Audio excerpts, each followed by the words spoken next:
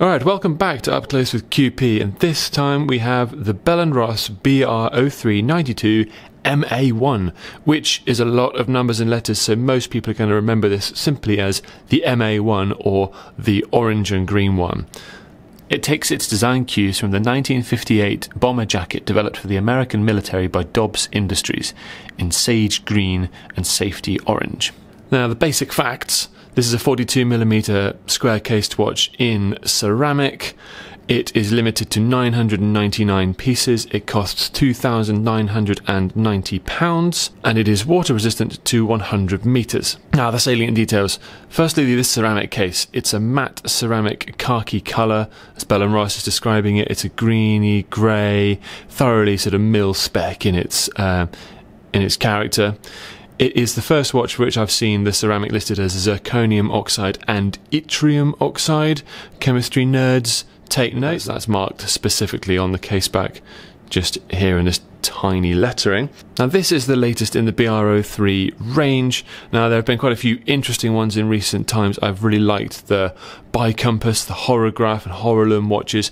It's definitely become obvious that for Bell & Ross, the BR03 is now the hero watch of the range. The BR01, if you may or may not have noticed, is now almost gone as a collection, in fact. And I think the thing about this is it shows Bell & Ross is still perfectly capable of expanding its range.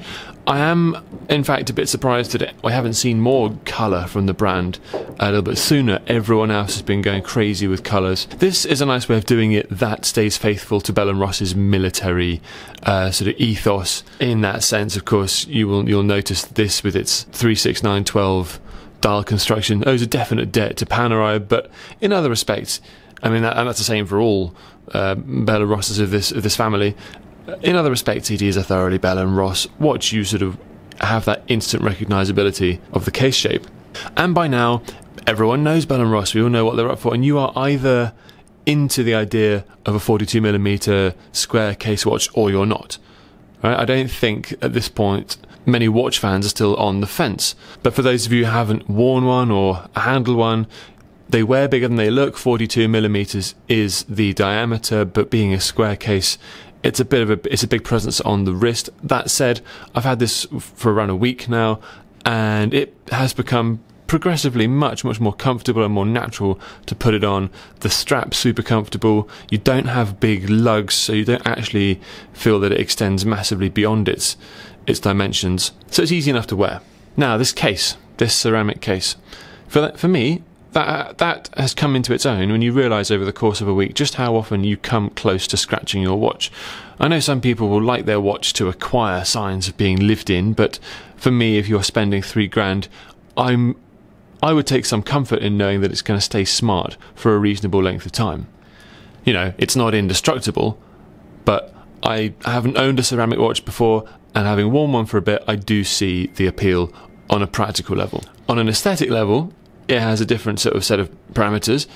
This is a matte ceramic case. It permits no sort of real finishing and finery, and I think that, together with the colour scheme, have led a lot of people around me while I've been wearing this to sort of to feel that it looks a little bit sort of, how can I put this, a little bit lower than its price tag.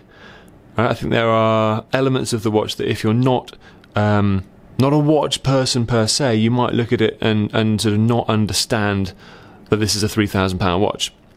And I can understand where they're coming from with that as well. Now, as for the looks overall, I think the story is interesting enough. It's cool. Why not? Why not do this? Each to their own taste. I don't think I'd buy or wear this, but I like what Bell & Ross is doing. I admire it. I think it shows, you know, creativity. It's interesting. Like a lot of the more design-heavy pieces in the range, and let's remember this is a limited edition, 999 pieces. It's doing its job if it attracts people to the brand and if it attracts people to the BR03 in general. I have no doubt in thinking there will be 999 potential buyers for this watch out there in the world somewhere. It doesn't have to be for everyone. It most certainly won't be for everyone, but it is very cool, and those who want it, I know, will absolutely love it.